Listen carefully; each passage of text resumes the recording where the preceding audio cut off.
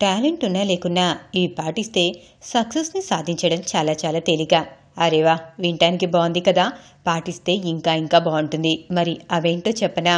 జీవితంలో రాణించాలంటే, అత్యున్నత స్థాయికి చేరాలంటే తెలివితేటలు, నైపుణ్యం అవసరమే. కానీ అందరికీ ఐన్స్టీన్ స్థాయి తెలివితేటలు ఉండకపోవచ్చు, గొప్ప గొప్ప ఆవిష్కరణలు చేయకపోవచ్చు.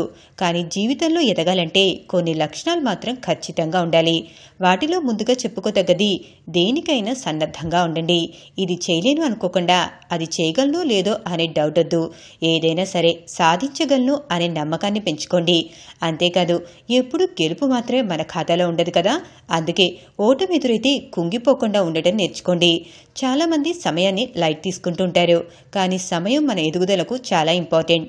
సమయపాలన అనే అలవాటు ఉండటం అనేది విజయానికి తొలిమెట్టు లాంటిది.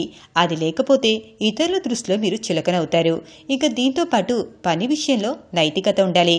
కష్టపడి పనిచేయటం నేర్చుకోండి. అది కూడా ఇష్టంగా.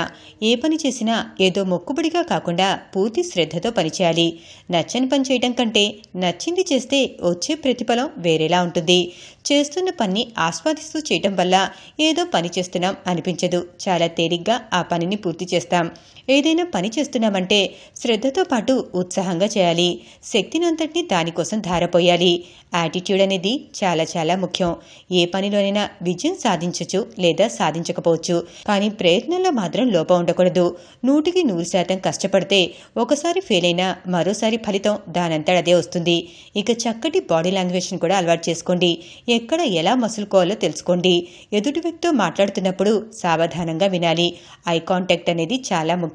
ఏ విషయాన్నైనా తెలియకపోతే నేర్చుకోవటానికి రెడీగా ఉండండి. ఒక్కొక్కరికి ఒక్కొక్క విషయంలో ప్రావీణ్యం ఉంటుంది.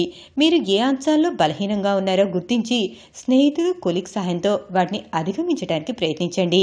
ఆర్డినరీకి ఎక్స్ట్రాడినరీకి తేడా ఎక్స్ట్రా మాత్రమే. మీరు ఏ అంశంలోనైనా ప్రావీణ్యం సంపాదించాలన్నా, ఏ రంగంలోనైనా రాణించాలన్నా అందరికంటే ఎక్కువ కష్టపడండి. అలాగే విజయం సాధించగానే ఎగిరి గంతెయ్యొద్దు. మరో విజయం కోసం మన పనిని మనం సైలెంట్గా చేయాలి. ఇలాంటి మరికొన్ని వీడియోస్ కోసం మా ఛానల్ని సబ్స్క్రైబ్ చేయడం మాత్రం మర్చిపోకండి. ఇక లైక్ అండ్ కామెంట్ పెట్టడం కూడా మర్చిపోకండి.